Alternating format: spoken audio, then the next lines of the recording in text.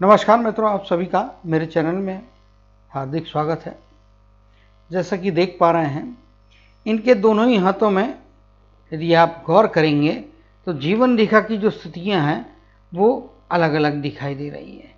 हालांकि ये right hand में इनकी लाइफ लाइन की पोजीशन ज़्यादा बेहतर है, जबकि लेफ्ट हैंड में यदि आप देखने को जाएंगे तो ये लैप करती हुई रेखा है। कुछ भाग यहाँ से अंदर की तरफ में डाइवर्ट होता है, मणिबंध से आती हुई रेखा उसको एक्सटेंड करती हुई दिखाई दे रही है। लेकिन निश्चित तौर पर जीवन रेखा अपने आप में एक अच्छी लंबी आयु और कम से कम मेरे हिसाब से 80 वर्ष के आसपास तक की आयु, 80 प्लस की आयु डेफिनेटली इनको यहाँ पे देती हुई दिखाई दे रही है। कैलकुलेशन पर्पस के लिए हम 80 ईयर्स मानेंगे। और जब आपका जो दायां हाथ है, इनके हाथ में यदि आप देखेंगे तो वर्किंग हैंड दायां होना चाहिए। ये मुझे बताए ना बताए, आपका हाथ आपका एक इंडिकेशन देता है लगभग कि कौन से हाथ से आप काम करते हैं। इनके केस में देख के तो ऐसा लग रहा है जैसे राइट हैंड से वर्क कर रहे हैं और राइट हैंड वर्किंग भी इनकी कंफर्म की हुई है। खैर एनीवे, ये स्पष्ट तौर पे जो है हमारे को एक क्लियर इशारा मिल जाता है। अगर हाथ की रेखाओं की इंटेंसिटी देखेंगे, हाथ की रेखाओं को देखेंगे, आपको समझ में आ जाएगा कौन सा हाथ आपको रेफर करना है। तो इनके हाथ में दोनों ही यदि हाथों में देखें तो दूसरी एक स्पष्ट और तौर पर चीज दिखाई दे रही है कि दोनों ही हाथों में इनकी मस्तक की रेखा इनके जीवन रेखा से अलग होकर चल रही है। ऐसे व्यक्ति जो होते हैं जन्मजात होशियार होते हैं, जन्म से ही अपने बारे में सोचने समझने की क्षमता इनके अंदर में होती है, प्रतिभाशाली होते हैं बचपन से ही ऐसे व्यक्ति आमतौर पर। इसका संबंध आपके एजुकेशन से नहीं है। ये मैं जो बातें कह रहा हूँ ये आपकी प्रतिभा जो है वो गॉड गिफ्टेड प्रतिभा के बारे में चर्चा कर रहा हूँ, आपके बौद्धिक क्षमताओं के बारे में जो आपको ईश्वर ने दी है। आप क्या एजुकेशन लेते हैं वो सेकेंडरी इशू होता है, पहले तो आपकी क्या क्षमताएं हैं, क्या खूबियां हैं। ब्रेन लाइन बताती है कि आपकी खूबियां काफ़ी अच्छी हैं। आपके अंदर में जो है एक अलग प्रकार की विचारधारा रहती है ऐसे व्यक्तियों की जिनकी आमतौर पे जीवन रेखा से हटके मस्तक की रेखा निकलती है। इनके अंदर में काफ़ी साहसी निर्णय लेने की क्षमताएं भी होती है। कठिन से कठिन परिस्थितियों में भी इनका मस्तिष्क तेजी से और संतुलित स्थिरता के साथ में काम करता है। मुश्किल की घड़ियों में ऐसे व्यक्ति कभी किसी की हेल्प नहीं लेते हैं। जनरली ये सेल्फ डिपेंडेंट होते हैं, खुद अपने तरीके से जीना पसंद करते हैं, ना ही किसी दूसरे का इंटरफियरेंस पसंद करते हैं। ब्रेन लाइन इंपॉर्टेंट है, इसीलिए शुरुआत में ही ब्रेन लाइन एक्सप्लेन कर देता हूं उनकी, बाकी बेसिक पे हम बाद में जाएंगे। और ऐसे व्यक्ति जो होते हैं इनके अंदर में थोड़ा अहंकार अधिक होने की संभावना होती है। अहंकार पे कंट्रोल रखना जरूरी है क्योंकि गुरु की उंगली काफ़ी मजबूत है। गुरु का पर्वत भी इनका राइट हैंड में काफ़ी अच्छा दिखाई दे रहा है। इसके कारण में अहंकार से थोड़ी बचने की जरूरत रहेगी। एडमिनिस्ट्रेटिवली बहुत स्ट्रांग रहेंगे। नियम कानून और एक सुव्यवस्थित जीवन जीने की शैली इनको पसंद रहेगी।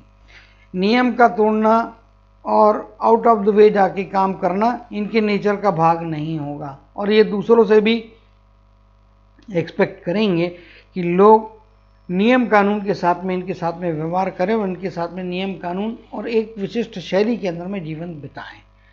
ये एक बात हो गई। दूसरा, एडमिनिस्ट्रेटिव बहुत स्ट्रांग रहेंगे तो आदेशात्मक रवैया रहेगा। जरूरी नहीं है कि हर आदमी आपके आदेश का पालन करेगा, इसके कारण में कई बार आपके विरोधी बढ़ सकते हैं। तो आदेशात्मक रवैया जहां जरूरी है वहीं पे अपनाएं, अदरवाइज थोड़ा मेल मिलाप करने की प्रवृत्ति को बढ़ाने से आपको लाभ होगा, इसमें कोई दो मत नहीं है। लेकिन हाँ, विचारों में मौलिकता रहेगी, मौलिक विचार रहेंगे आपके, इसमें कोई दो मत नहीं है। चलिए पर्सनालिटी देखेंगे। गुरु प्रधान पर्सनालिटी है। ऐसे व्यक्ति जो होते हैं एडमिनिस्ट्रेशन के क्षेत्र में काफ़ी कामयाब होते हैं। सरकारी नौकरी भी इनके लिए फायदे की होती है। आमतौर पर ऐसे व्यक्ति जो होते हैं सरकारी नौकरी में जाने की संभावनाएं होती है।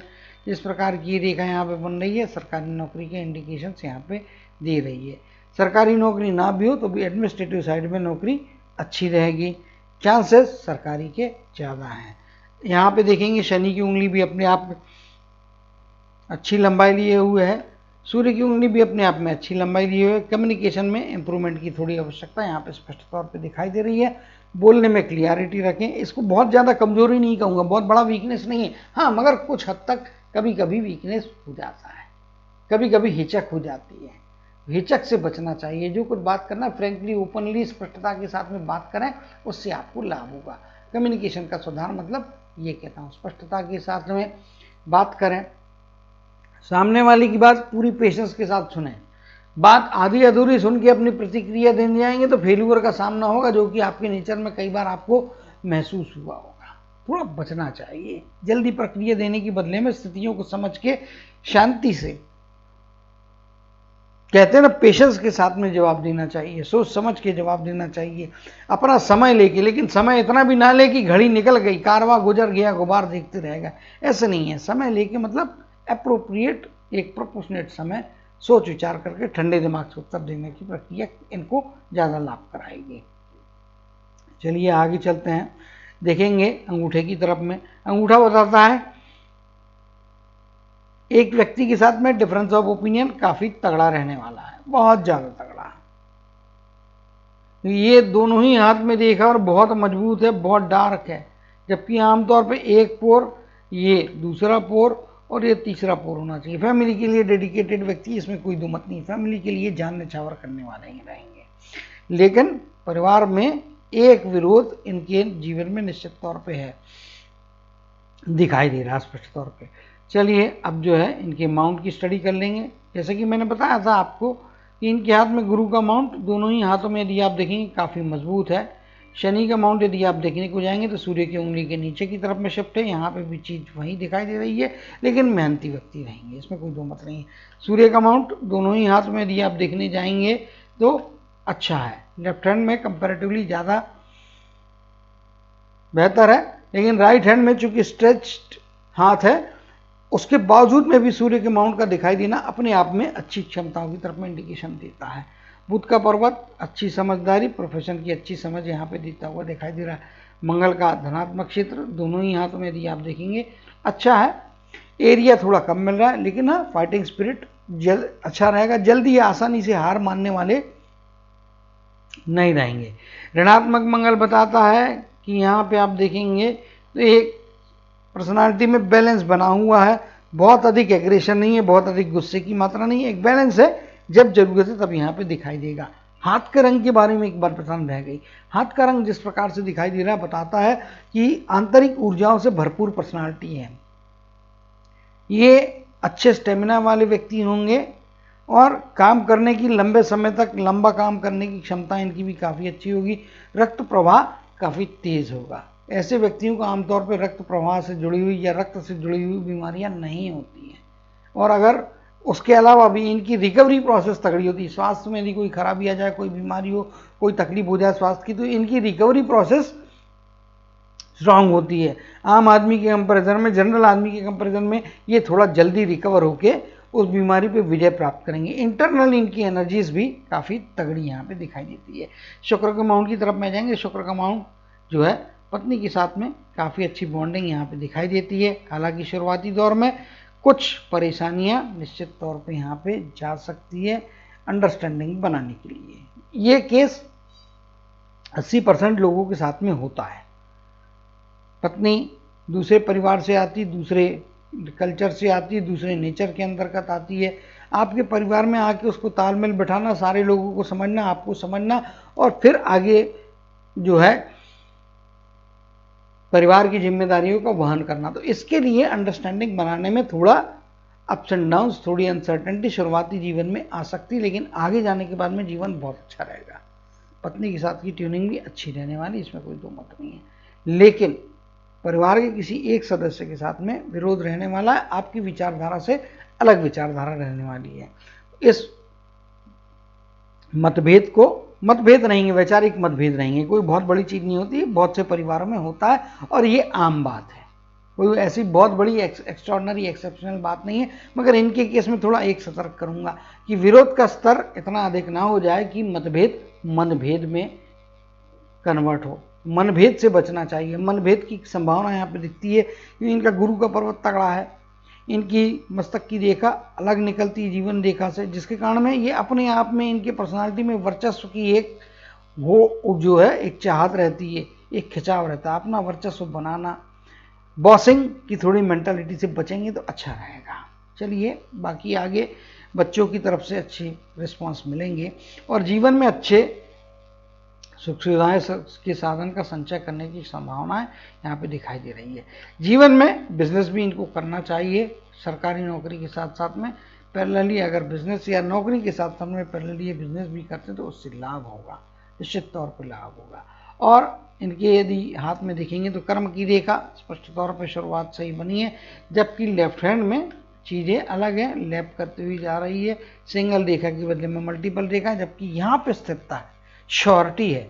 और एक इंडिकेशन और भी मिलता है, 40वें वर्ष के पश्चात के पीरियड में इनको पैरेलल इनकम या दो प्रकार के बिजनेस करना चाहिए। 40 कहिए 35 और हम डिटेल में जाएंगे, लेकिन अभी जो दिखाई दे रहा है 40 तो नहीं है, 35 की एज के आगे के पीरियड में इनको मेरे हिसाब से जो है बिजनेस की तरफ में जाना चाहिए, निश्चित तौर पे जाना चाहिए। परिवार की तरफ से साथ अच्छा मिलेगा, जिस प्रकार से ये रेखा यहाँ पे बनी हुई है ये इनको डेफिनेटली परिवार के सदस्यों का साथ दिलवाएगी, खासतौर से पत्नी का साथ अच्छा रहेगा, निश्चित तौर पे यहाँ पे दिखाई दे रहा है। चंद्र के क्षेत्र में आ जाते हैं तो चंद्र के क्षेत्र में जो है इनके स्ट्रेच हैंड है, उसके बाद में भी उभार की मात्राएं हैं यहाँ पे निश्चित तौर पे, और यहाँ पे भी देखेंगे तो स्ट्रेच हैंड है और काफ़ी मजबूत चंद्र का पर्वत दिखाई देता है। चंद्र का पर्वत मजबूत होना मतलब दो चीज़ें होती हैं, पत्नी की तरफ से साथ अच्छा होता है, फिर इनकी कर्म की रेखा यहाँ से निकल के जा रही है तो जीवन में माता, पत्नी और संतानों में कन्या, ये तीन इनके लिए भाग्यवर्धन करने वाले व्यक्ति रहेंगे। इनका इज्जत करें, इनको अपने तरफ से कभी भी इनको दुखाने का प्रयत्न ना करें। इनके दिल को दुखाना मतलब खुद के भाग्य को दुखाने वाला बात हो जाएगी, एक बात हो गई। दूसरी चीज, पत्नी का भाग्य आपके लिए फायदे वाला रहेगा, माँ का भाग्य भी आपके लिए फायदे वाला रहेगा। जब भी तकलीफ आती है इनमें से जो भी उपलब्ध हो उसके साथ में अपनी मुश्किलात की चर्चा करें, उनकी सलाह से आपके जीवन में कई बार मुश्किलों का जो सॉल्यूशन है वो आपको मिलेगा। उस कठिनाई की स्थिति को पार करने के लिए कोई ना कोई आइडिया इनकी तरफ से मिल सकती है जो आपके लिए मददगार साबित होगी। तो इन तीन व्यक्तियों को कभी नाराज ना करें, अच्छी बात रहेगी। चलिए, यहाँ पे हमने ये चीज़ को देख लिया है, अब जो है जीवन रेखा की स्टडी पे जाएंगे और हम फिर रूटीन को फॉलो करेंगे। चित्र को हमने बड़ा कर दिया है, देखेंगे शुरुआती दौर में कुछ परेशानियां, कुछ 15 के आसपास के पीरियड में मुश्किलात की स्थितियां, कुछ तनाव देने वाली स्थितियां यहाँ पे रही है, लेकिन यहाँ से आप देखेंगे तो मे भी ये लगभग 22 या 23वें वर्ष के आसपास का पीरियड है। इस पीरियड में प्रोफेशन की तरफ में यदि शुरुआत की होगी तो निश्चित तौर पर प्रोफेशनल शुरुआत इनके लिए यहाँ पे मिलती हुई दिखाई दे रही है। 25 के आगे का पीरियड परिवार के सदस्य का 25-26 की आयु कही है, इस पीरियड के दरमियान में आपके जीवन में जो है परिवार के सदस्यों का साथ इस पीरियड के बाद से आगे उर्वरित लाइफ में बहुत अच्छा मिलेगा। विवाह के लिए भी ये आयु काफ़ी अच्छी यहाँ पे दिखाई दे रही है। 25 के बाद का पीरियड है, 25 से लेके तो 28 के बीच का पीरियड। इस पीरियड में यदि शादी होती तो ये आपके लिए फायदे की स्थितियाँ देंगे और इस पीरियड में शादी हो जाना चाहिए मेरे हिसाब से। एग्जैक्टली प्रिसाइज एज की तरफ में तो नहीं जा रहा हूँ, लेकिन एक अप्रॉक्सीमेट आपको आइडिया बता देता हूँ। जिस प्रकार से ये रेखा चिपक के यहाँ पे निकल रही है तो जितने समय चिपकी रहती है वो पीरियड आपके लिए शादी के लिए अच्छा होता है और आगे से फिर आपको पत्नी की तरफ से मिलता हुआ साथ काफ़ी अच्छा तगड़ा यहाँ पे दिखाई दे रहा है। इसी प्रकार से आप 25 के आसपास या 24 के आसपास के पीरियड में जाएंगे, यहाँ पे कोई एक रुकावट, उसके पहले लगभग 23 के आसपास का पीरियड, 22 से 23.5 के बीच के पीरियड में एक पहली अपॉर्चुनिटी लाइफ में आवश्यक तौर पे आएगी जो प्रोफेशनल शुरुआत या नौकरी दिलाने के लिए इनको सहायक हो सकती है। लगभग 24.5 के आसपास का पीरियड, देखिए पीरियड आगे पीछे साल 6 महीना, क्योंकि ये मेरी भी जो एक्यूरेसी है 75 से 80% की एक्यूरेसी है, इसीलिए आपको जो एक पीरियड बताता हूँ उसमें साल 6 महीना आगे पीछे हो सकते हैं, लेकिन घटना होगी इसके बारे में मैं 100% छाती ठोक के कह सकता हूँ।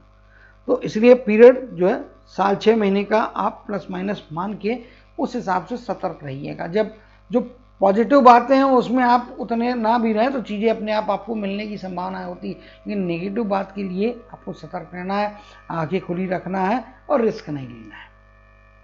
यहाँ पे 24.5 के आसपास का पीरियड ऐसा है जो कोई ना कोई डिसअपॉइंटमेंट की तरफ में ले जाता है। हालांकि इसमें कोई बड़ा लॉस नहीं हो रहा है, लेकिन कुछ समय के लिए जीवन की प्रोग्रेस की रफ्तार थोड़ी बहुत कम हो सकती है, लेकिन रिकवरी प्रोसेस आपकी फास्ट यहाँ पे होती हुई दिखाई दे रही है।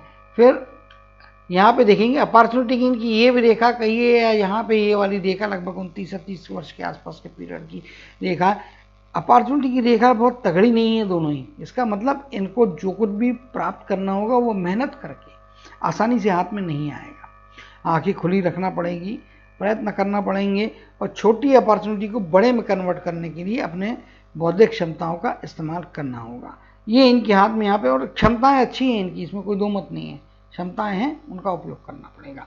लगभग 34 के आसपास का पीरियड है। परिवार के किसी सदस्य को लेकर तनाव का सामना हो सकता है, लेकिन इसमें कोई नुकसान नहीं है। तनाव का सामना होगा और चीजें सेटल भी यहाँ पे होती हुई दिखाई दे रही है। आगे यदि आप देखेंगे तो यहाँ पे ऐसी अपॉर्चुनिटी की रेखा 55वें वर्ष या 56वें वर्ष के आसपास के पीरियड में दिखाई दे रही है। 56 साढ़े 56 का पीरियड, 55 नहीं है, 56 साढ़े 56 के आसपास का पीरियड। इस पीरियड में आपको जो है बड़ी संभावना, बड़ी उपलब्धि की चांसेस है। इसी प्रकार से लगभग 41 की एज, लेकिन इनके चारों ही केसेस में यहाँ पे 4 उपलब्धियों की संभावनाएं दिखाई दे रही है, लेकिन चारों ही केसेस में चीजें इनको पकड़ना पड़ेगी, चीजें आसानी से हाथ में नहीं आएंगी। तो आंखें खुली रखना पड़ेगी और प्रयत्न अपने हमेशा बेहतर रखना पड़ेंगे। इसका मतलब जो एज के स्पैन बताए उनके अलावा जीवन में शांत बैठना ऐसा नहीं होता है, लेकिन जो 3-4 अवसर ऐसे हैं जीवन में जो आपको अच्छा पॉजिटिव प्लस रिजल्ट्स दे सकते हैं, अगर आपने अपनी तरफ से उनके ऊपर में प्रॉपरली वर्क किया, उनको ग्रैब किया। क्योंकि ये रेखाएं उतनी स्ट्रांग और उतनी स्पष्ट नहीं है, पामिस्ट हूँ, तो इसीलिए और चित्र को भी काफ़ी एनलार्ज करके और यहाँ पे देखने का, समझने का प्रयत्न कर रहा हूँ। तो छोटी से छोटी संभावना भी है वो मेंशन करना, it's part of my job. वो उस हिसाब से भी और आपको सतर्क करने के हिसाब से भी, दोनों ही लिहाज से देखेंगे तो ये रेखाएं आपके लिए, इनका स्पैन जानना जरूरी है। तो इस पीरियड में आप सतर्क रहें, अधिक से अधिक उससे बेनिफिट निकालने का प्रयत्न करेंगे। जीवन में आप देखेंगे तो 69-70 की एज तक पैसा मिलने की संभावना है। यहाँ से आप ये रेखा देखेंगे, आगे जाके यहाँ पे ये रेखा तगड़ी होती हुई दिखाई दे रही है। इसी प्रकार से यहाँ पे देखेंगे एक रेखा यहाँ पे आ रही है और ये इनकी कर्म की रेखा है, ये इनकी मस्तक की रेखा। पैरेलल एक रेखा और भी है जो मिड लाइफ के बाद में इनके जीवन में नए विचारों की तरफ में और नए अर्निंग की तरफ में ले जा सकती है, बौद्धिक क्षमताओं का इस्तेमाल करने के बाद में।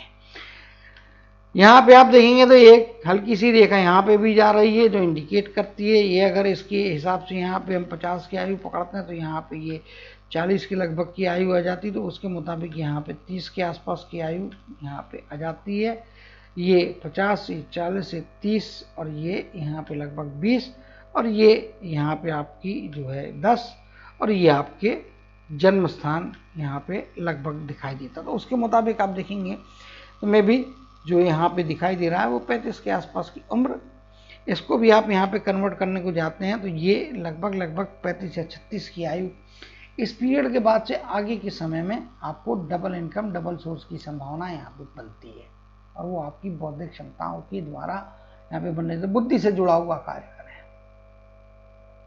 कंसल्टेंसी खोल लें, किसी ट्यूशन लेना शुरू करें, कोचिंग क्लास खोल लें, उससे आपको लाभ हो सकता है पैरेलली।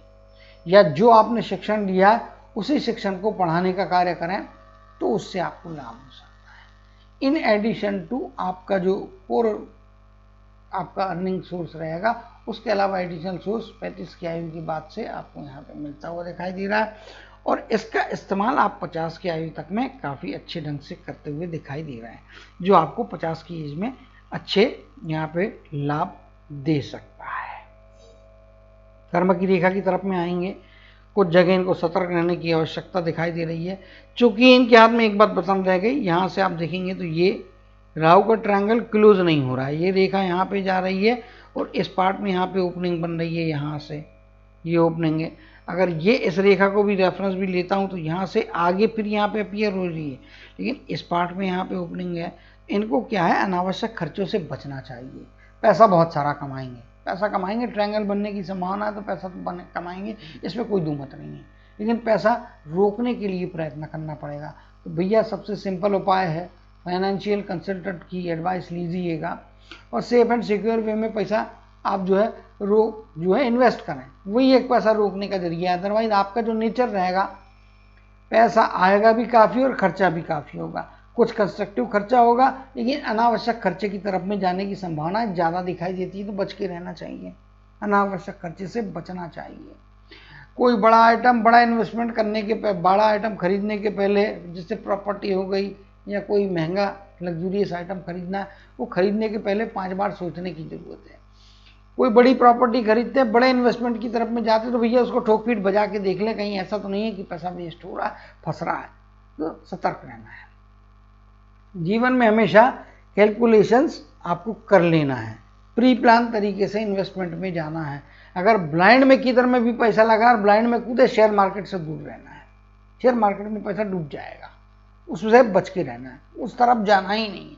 सेफ एंड सिक्योर वे का जो इन्वेस्टमेंट रहेगा, उसमें यदि आप पैसा डालेंगे तो वो आपके लिए फायदे का या कंस्ट्रक्टिव रहने वाला है। चलिए, जो भी कार्य करना, जो भी शिक्षण लिया है, उससे संबंधित ही आपको कार्य करना चाहिए, उसी से आपको लाभ होने वाला है, इसमें कोई दो मत नहीं है। ओल्ड एज तक में आपके पास पैसा कमाने की संभावनाएं हैं। इसका मतलब सेकेंडरी बिजनेस आपकी लाइफ में आगे जाके आपके लिए महत्वपूर्ण होने वाला है। कर्म की रेखा सीधे स्टेबिलिटी दे रही है। 50 की आयु में परिवर्तन है, स्थान का परिवर्तन है। 60 की आयु में आप यदि यहाँ पे देखेंगे, इसको पहले ड्रॉ कर देता हूँ। ये इस प्रकार से आपके जो है, ये आपका गुरु का पर्वत है, यहाँ पे गुरु के पर्वत को टच कर रही है। एक अन्य रेखा यहाँ पे शनि के लगभग उंगली के ऊपर जा रही है, इंडिकेट करती है ओल्डर एज में भी आपके अंदर में पैसा कमाने की क्षमता रहेंगी। 80 के आसपास की एज है तो 70 के आसपास तक की एज में आप काम कर सकते हैं। डायरेक्ट अर्निंग करने की काबिलियत 70 की एज तक में आपको मिल रही है। और 50 की एज और 60 की एज, इसमें आपके कार्य के क्षेत्र में परिवर्तन आएगा, कर्म के क्षेत्र में परिवर्तन आएगा। स्थान का परिवर्तन होता है तो भी वो आपके लिए फायदे वाला रहने वाला है।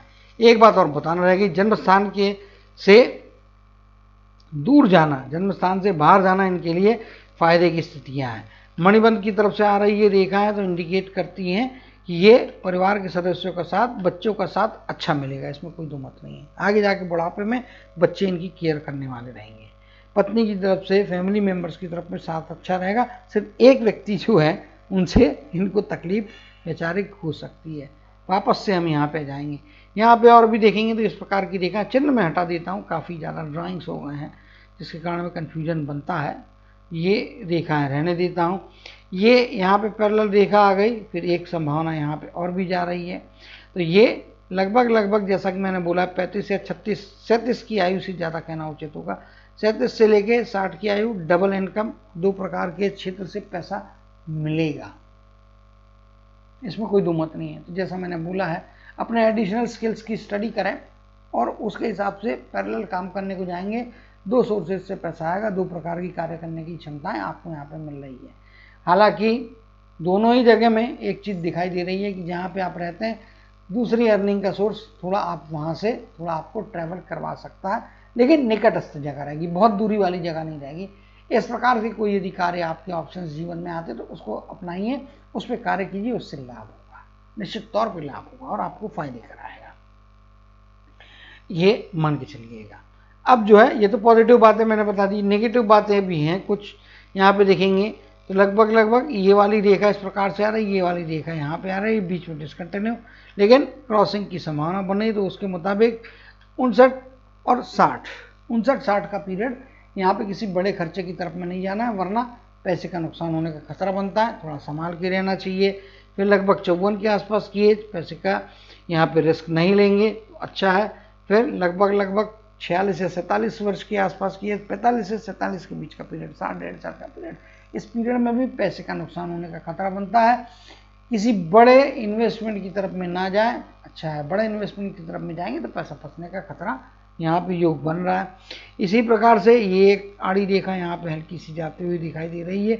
इसके हिसाब से लगभग जो आपका है 32-33 की आयु है, इस पीरियड में भी किसी बड़े खर्चे की तरफ में ना जाए, चाहे प्रॉपर्टी खरीदना हो, चाहे इन्वेस्टमेंट करना हो, सोच समझ के करें। इसका ये मतलब नहीं है कि डे टू डे का खर्चा बंद कर दे, डे टू डे का खर्चा बंद करने नहीं बोल रहा हूँ मैं, लेकिन किसी एडिशनल एक्टिविटीज से बचना चाहिए। जितनी भी एजेस में भी आपको बता रहा हूँ वो नेगेटिव आपके फाइनेंस पे इफेक्ट डालने वाली एजेस हैं, इनसे बच के रहना चाहिए।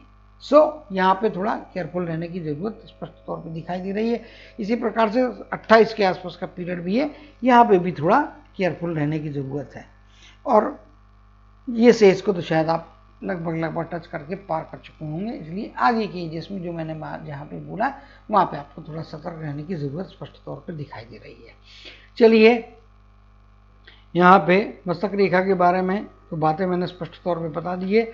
अभी चित्र बड़ा है तो यहाँ पे भी आप देखेंगे बीच मिड एज 40 या 45 की वर्ष के आसपास, 40-45 तो नहीं बोलूँगा, लगभग 40 से प्लस 45 की तरफ में जाता हुआ 43 से 45 के बीच का पीरियड जो रहेगा, इस पीरियड में कोई ना कोई वैचारिक नया परिवर्तन आएगा, कोई नई दिशा ओपन होगी, नया कंपार्टमेंट खुलेगा।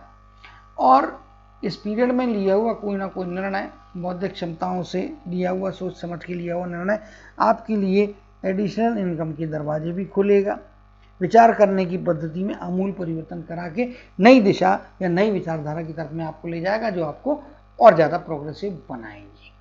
अब जो हार्ट की लाइन की तरफ में जाते हैं, इमोशंस की कमियां यहाँ पे स्पष्ट तौर पे दिखाई दे रही है, बचना चाहिए, थोड़ी बहुत इमोशंस को जगह देना चाहिए, फैमिली कंसिडरेशंस रखना चाहिए, अदरवाइज मुश्किलात की स्थितियां बनेंगी।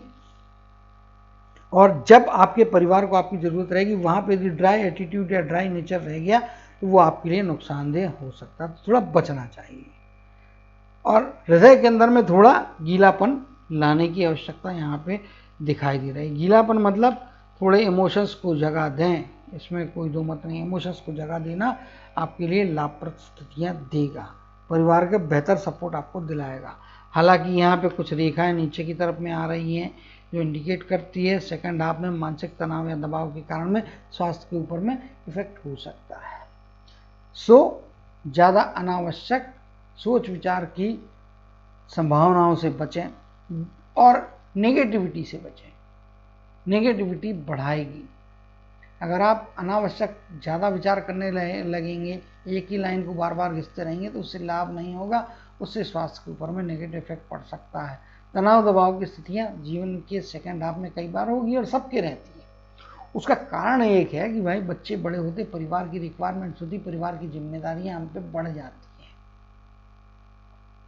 डिसीजन मेकिंग के प्रेशर्स होते हैं, वहाँ पे थोड़ा बौद्धिक टेंशन्स का सामना होगा, लेकिन उसकी अतिशयोक्ति ना होने दे, जो कि आपके केस में दिखाई दे रहा है, और उसके कारण फिर आपको स्वास्थ्य के तकलीफें बढ़ने का खतरा बनता है।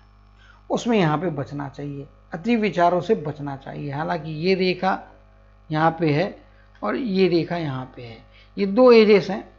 लगभग आपका जो है 60-62 के आसपास की एज, और लगभग यहाँ पे आप पकड़ेंगे 80 to 83 के आसपास की एज यहाँ पे कम से कम हम मान के चल रहे हैं। अगर यहाँ पे लेंगे तो ये इसके मुताबिक लगभग 80 का स्पैन यहाँ पे आ जाता है। 80 to 83 के आसपास की एज है, तो उसके मुताबिक लगभग 72-73 की आयु का पीरियड, 62 या 63 की आयु का पीरियड, इन दो एजेस में स्वास्थ्य संबंधी परेशानियां आएंगी, मुश्किलात की स्थितियां बन सकती हैं, जो कि आपको तकलीफ बढ़ा सकती है। थोड़ा केयरफुल रहने की ज़रूरत है। इसी प्रकार से यहाँ पे ये जो है लगभग आपका 45 के आसपास की, या 45 तो नहीं कहूँगा मैं, यहाँ पे 55-56 की, 45 गलती से भूल गया, 55 या 56 की आयु है।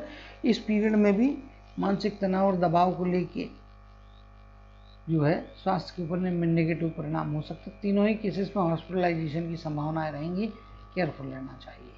ये जैसे आपको यहाँ पे इंडिकेट कर दे रहा हूँ, तो सतर्क रहना चाहिए। सतर्क रहेंगे तो उस मुश्किलात की इंटेंसिटी को कम कर सकते हैं। आप कितने भी सतर्क हो जाएं,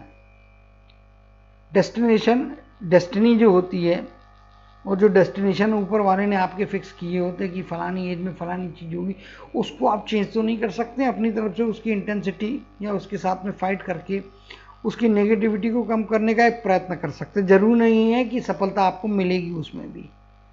इन एजेस में केयरफुल रहेंगे तो अगर मुश्किलात आती है तो उसमें आपको संभालने का या बचाने का, बेहतर प्रबंध करने का एक अवसर प्राप्त होता है। तो उस हिसाब से यहाँ पे आपको संभावनाएं बेहतर हो सकती है। चलिए सूर्य के क्षेत्र की तरफ में आएंगे। सूर्य का क्षेत्र बताता है ओल्डर एज इनके लिए फायदे की हो सकती है। परिवार की तरफ से निश्चित तौर पर इनको यदि आप देखने को जाएंगे तो परिवार की तरफ से कम एक मौका ऐसा रहेगा जिसमें फाइनेंशियल लाभ परिवार की तरफ से मिल रहे हैं। ससुराल, परिवार का बोल रहा हूँ सॉरी, ससुराल के पक्ष में से ससुराल का पक्ष इनके लिए फायदे वाला रहेगा। ओल्डर एज में सूर्य की रेखा स्पष्टता के साथ में दिखाई दे रही है। पहले जो छिन्न भिन्न है तो इसलिए उसकी तरफ में हम जा नहीं रहे हैं। सूर्य को जल चढ़ाना इनको फायदे का रहेगा। सूर्य को जल चढ़ाइए, रविवार से चालू कीजिएगा। आज संडे है तो आज का दिन तो खैर निकल गया है, फिर भी आप शाम तक में कभी भी पूर्व दिशा की तरफ में तांबे के पात्र में जल चढ़ाइए, भरिए और जल चढ़ाइए। जल चढ़ाते समय ओम ह्रीम ह्रीम सूर्याय नमः इस सूर्य मंत्र का जाप 11 बार कीजिएगा, उससे फायदा होगा। सूर्य मंत्र आप 108 बार भी करें तो भी उससे फायदा होगा। ये आपके लिए वीक नहीं है मगर ये आपको बेहतर ही देगा, क्योंकि सूर्य की रेखा जो है आपकी हार्ट की लाइन के ऊपर में स्पष्टता के साथ में दिखाई दे रही है। तो पहले के जीवन में सूर्य से जुड़े हुए लाभ लेना है, ज़्यादा बेनिफिट लेना है, क्रीम प्राप्त कर पाना है, तो ये सूर्य का मंत्र आपके लिए फायदे की स्थितियां दे सकता है। जीवन भर सूर्य को जल चढ़ाएं। जल चढ़ाते समय 11 बार ओम ह्रीम ह्रीम सूर्याय नमः इस मंत्र का जाप करें, या ओम ह्रीम ह्रीम आदित्याय नमः, आपको जो सूट करता है वो मंत्र करें, जो आपको बोलने में आसानी हो करें। 11 बार जल चढ़ाते 11 बार मंत्र बोलते समय जल चढ़ता रहे, इस प्रकार से जल की क्वांटिटी और फ्लो आप करें और तांबे की पात्र में करें, उससे आपको लाभ होगा। सूर्यदेव की रोशनी ओल्डर एज में आपको ज़्यादा सुखी और खुश रखने वाली है, उससे आपको लाभ होगा। कुल मिला के सूर्य की तरफ से भी आपको अच्छे परिणाम यदि पाना है तो सूर्यदेव की आराधना से आपको लाभ ज़्यादा होता हुआ यहाँ पे दिखाई दे रहा है। तो सूर्यदेव के लाभ आप अवश्य तौर पर भी प्राप्त करना है, उससे ये मंत्र का जाप करें। यहाँ पे आप देखेंगे संभावनाएं बनी है लेकिन रेखाओं में दम ना के बराबर है। इसके लिए ओल्ड एज डेफिनेटली 100% अच्छी रहेगी। यहाँ पे कुछ मिला तो आपको बेनिफिट ही मिल सकता है, हालांकि रेखा अभी बनी नहीं है, एक छाप या इंप्रेशन की संभावना दिखाई दे रही, वो भी स्पष्टता नहीं है। इसके लिए सूर्य के उपाय से आपको लाभ हो सकता है। उम्मीद करता हूँ कि इन बातों को आप ध्यान रखेंगे। तो आशा करता हूँ कि इनके हाथ की मैक्सिमम रेखा तो हम पढ़ चुके हैं और कॉम्प्लिकेशंस नहीं है, रेखा अप्रोप्रिएट है, कोई परेशानी की बात नहीं है। यहाँ पे कर्म की रेखा बीच बीच में थोड़ी है, तो फाइनेंस की रिस्क आप 50 से 60 के दौर में ना लें तो अच्छा है। यहाँ पे सेफ एंड सिक्योर, जो भी फाइनेंस की खेल खेलना है वो 50 की एज के पहले खेले या फिर 60 की एज के बाद में खेले। 50 से 60 के बीच में फाइनेंस का गेम ना करें, फाइनेंस का खेल ना खेलें। पैसा तो आएगा लेकिन बड़े बड़े इन्वेस्टमेंट करने से बचना चाहिए, शेयर मार्केट से दूर रहना चाहिए, इस बात को कभी भूलना नहीं, और सूर्य के उपाय करें, उससे आपको लाभ होगा। उम्मीद करता हूँ इन सारी बातों को आप याद रखेंगे और अपने जीवन में अच्छे सफलताओं को प्राप्त करेंगे, अच्छे धन को प्राप्त करेंगे, अच्छे पारिवारिक और सामाजिक जीवन का आनंद लेते हुए जीवन की यात्रा हमेशा प्रॉस्पेरिटी की तरफ में आगे बढ़ाते रहेंगे। इसी कामना और आशीर्वाद के साथ जय श्री कृष्ण, जय जय शनिदेव कहते हुए एनालिसिस को समाप्त करते हुए आपसे विदा लेता हूँ।